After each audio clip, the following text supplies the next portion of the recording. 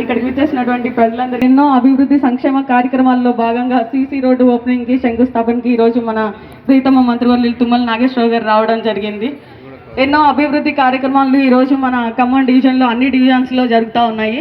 మన కాంగ్రెస్ గవర్నమెంట్ అధికారంలోకి వచ్చిన తర్వాత 2,000 కోట్ల రూపాయలతోటి ఇప్పటి వరకు తుమ్మల నాగేశ్వరరావు గారి నాయకత్వంలో ప్రతి డివిజన్లో కూడా డెవలప్మెంట్ వర్క్స్ అనేవి జరుగుతూ ఉన్నాయి. ప్రతి ఒక్క స్కీమ్ కూడా సక్సెస్ఫుల్గా జరుగుతూ ఉంది. గతంలో మేయర్ గారు నేను తుమ్మల నాగేశ్వరరావు గారి ఆదేశాల మేరకు డోర్ టు డోర్ ప్రతి ఇంటింటికి వచ్చి రేషన్కి వచ్చి ఎవరైతే లబ్ధిదారులు ఉన్నారో ప్రతి ఒక్క ఇంటికి వచ్చి నేను రేషన్ కార్డు అందించడం జరిగింది, నేను మేయర్ గారితో కలిసి.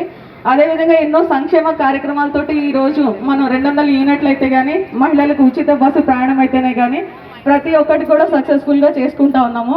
డ్వాక్రా మహిళలకు మన కాంగ్రెస్ గవర్నమెంట్ ప్రియతమ ముఖ్యమంత్రి రేవంత్ రెడ్డి గారు మహిళలందరూ స్వయం సహకార సంఘాల ద్వారా వారి కాళ్ళ మీద వాళ్ళే బిజినెస్లు పెట్టుకొని మంచిగా ఉండాలని చెప్పి ఎంతో మందికి ఒక్కొక్క గ్రూప్కి 20 లక్షల రూపాయలను అందించడం జరుగుతూ ఉంది.